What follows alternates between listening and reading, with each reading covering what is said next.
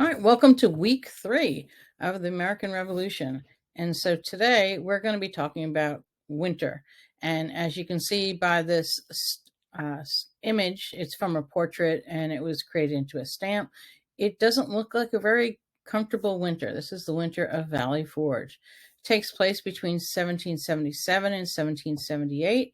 We're going to talk about a major battle that was a turning point before then, known as the Battle of Saratoga.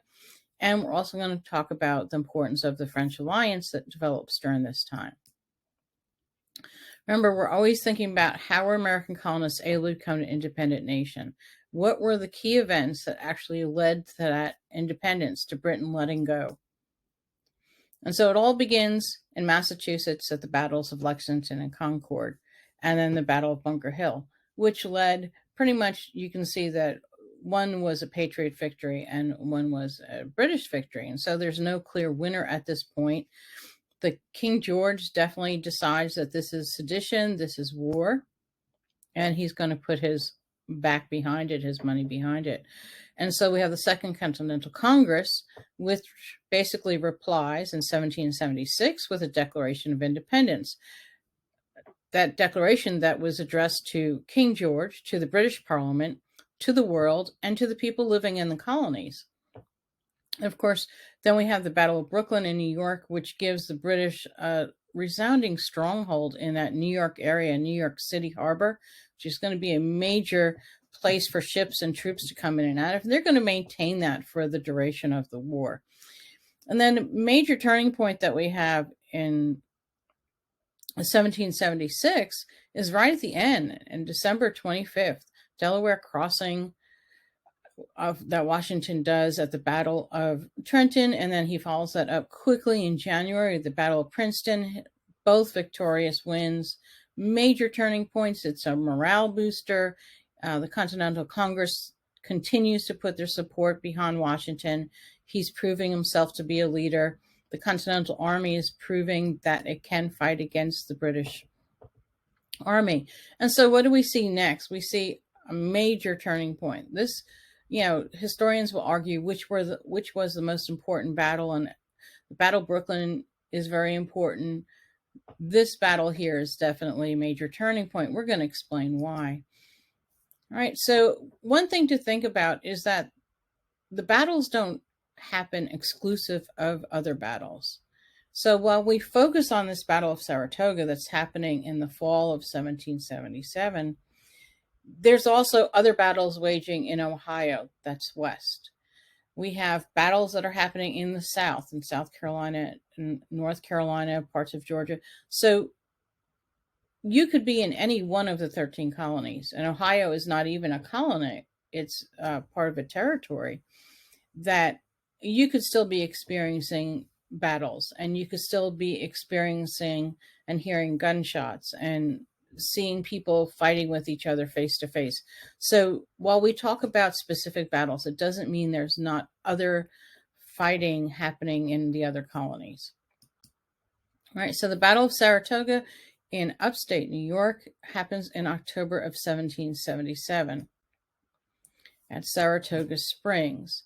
And so the Patriots have a good hold on Boston, but remember the British have a even better hold on New York area. And we also are going to have the British up in the area above New York. That's going to be in what we now call Canada. And the British have several forts up throughout that area. So the battle goes on, and it happens over a course of about 2 weeks. But we're going to focus on the end result of that battle. And the end result is a British surrender. So it's not a retreat like Washington did in the Battle of Brooklyn, where he retreated his troops to safety. This is an actual surrender. And so when you surrender, you know that your troops, your soldiers, are going to be taken prisoner. You know that as an officer, you could be taken prisoner. And so this is very, very different. You're going to have your soldiers lay down their guns. Their guns can now be confiscated and used by the Continental Army. Any supplies, any weapons that you have, any food that you have, any sleeping supplies that you have, horses, any food that you have, all of that can be taken by the army that you surrender to. And one thing that's unique about this, and we see this in the painting, now General Washington is not here, okay? He is not present in Saratoga. He's elsewhere fighting a different campaign. But you see here that you have the red with the British, and you notice that you see the American flag. And one thing that was unique is typically the officer who's surrendering will give his sword. That is a sign of I surrender. And so what was unique here is that the sword is actually given back to him. And he was brought into the tent, and he's treated as a gentleman. They sit down and have tea. And so the officer of the Continental Army does not belittle him. He does not show disrespect to him, and he treats him as an equal. And this was unique. This is not typically how it's done.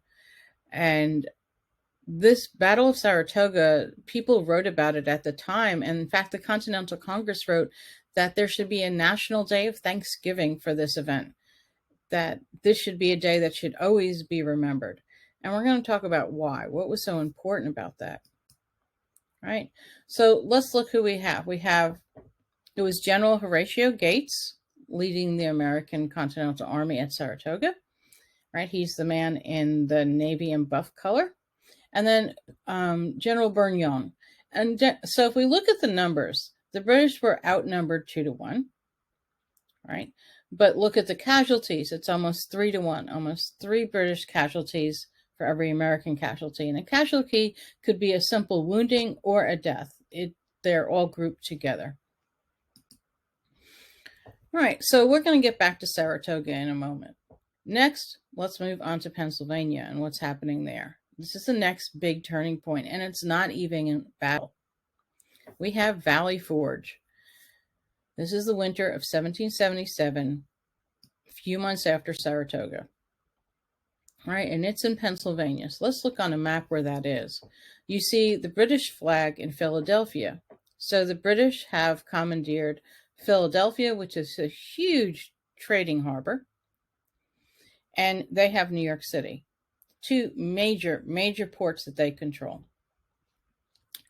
So what Washington decides to do is he's going to camp at Valley Forge. Valley Forge is just a few miles, you can see, outside of Philadelphia. It's heavily wooded. You have fresh water. You can see the Schuylkill River that comes through there.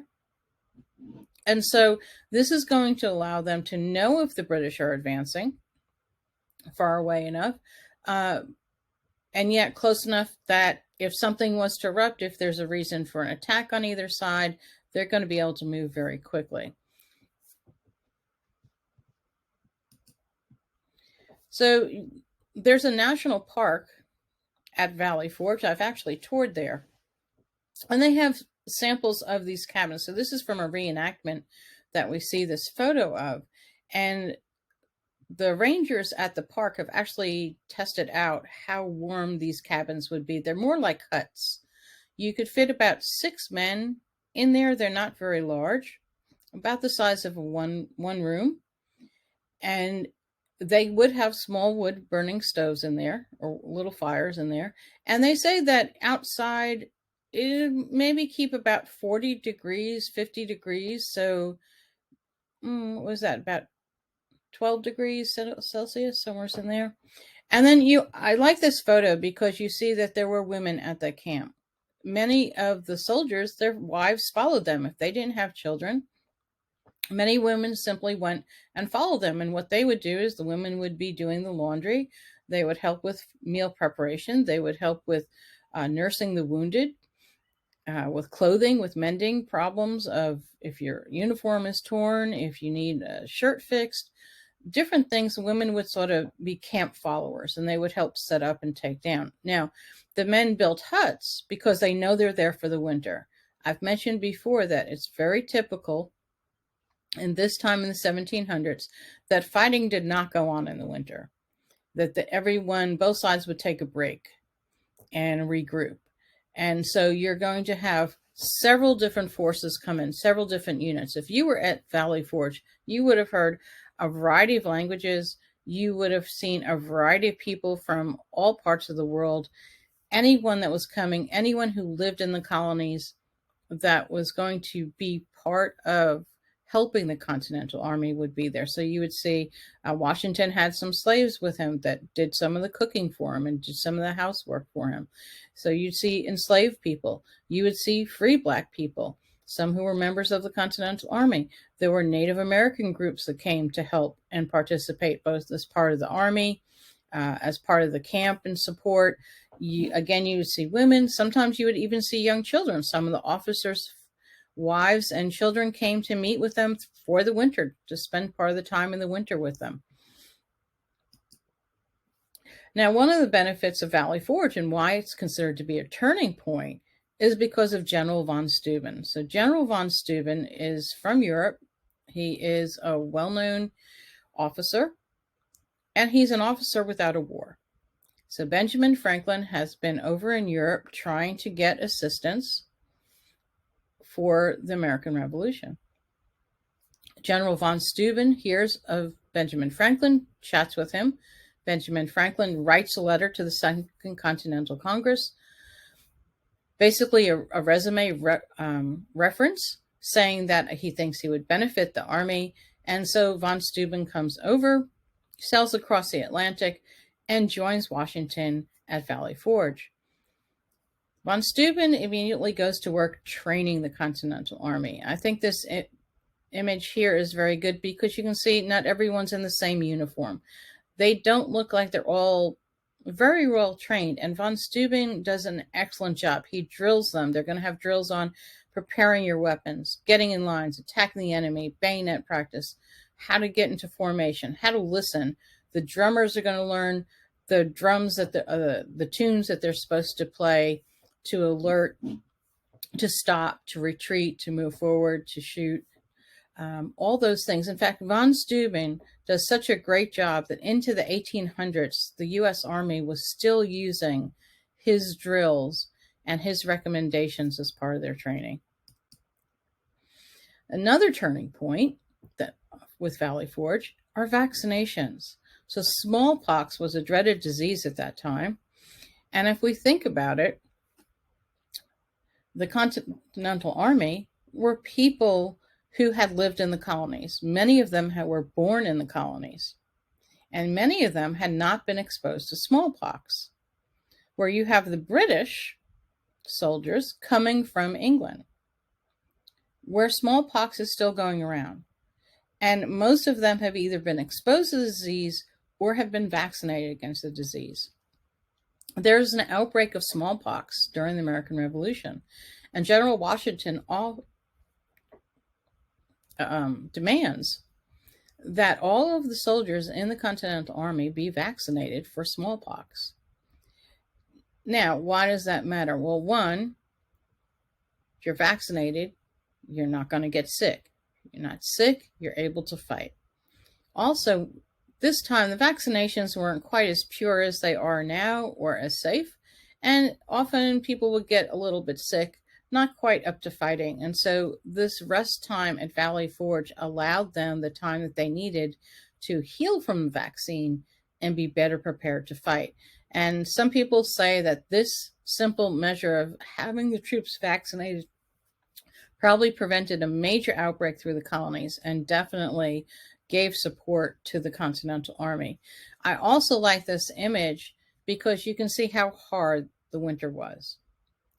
It was very, very hard to get supplies for the soldiers in the area as they cut down wood to burn. As they built their huts, they had to go further. There was less and less forest, and so they had to go further and further to find wood to heat themselves with.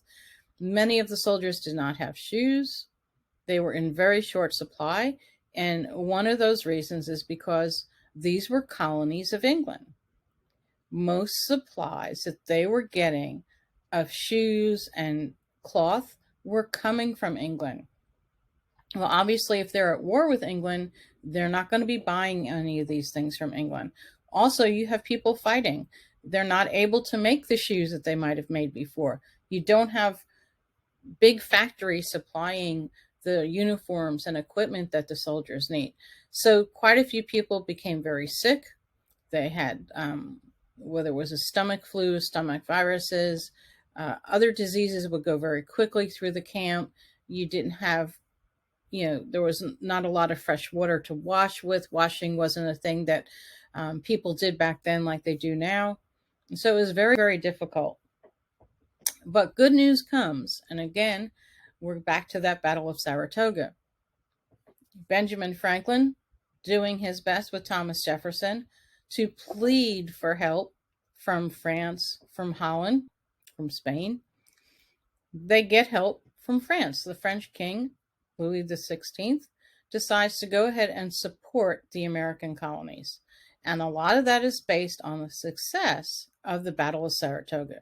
That was such a big win. And because the British actually do surrender, not retreat, that's a turning point. And it's the second turning point because the French are going to support. They're going to pledge money. They're going to pledge gunpowder. They're going to pledge uniforms. They're going to pledge Navy help. It's basically the backbone that the Continental Army needed. Not only that, but the French gunpowder was also the best in the world. So it was during Valley Forge's time that the news of the French supporting of the Continental Congress and the Continental Army comes through. So this is fantastic, fantastic news. George Washington did a lot. He worked a lot with the Continental Congress. In fact, he brought them in and said, you need to see what these men are going through at Valley Forge. We need food. We need clothing. We need money. And he worked very diligently to try to get what he needed for the troops. It was just the Congress was not very good at sending them what they needed in a timely manner. All right, so next video, we're going to look at some more turning points that happened. So 1777, 1778, big years, especially that spring of 1778, when you have the men in the Continental Army that are in the spring of 78, they're going to be better trained. They're going to be, or their health is going to be improving. They're immunized. They're ready to fight. And they have the support, financial support, and military support coming from the French as they get to go further into the summer of 1778.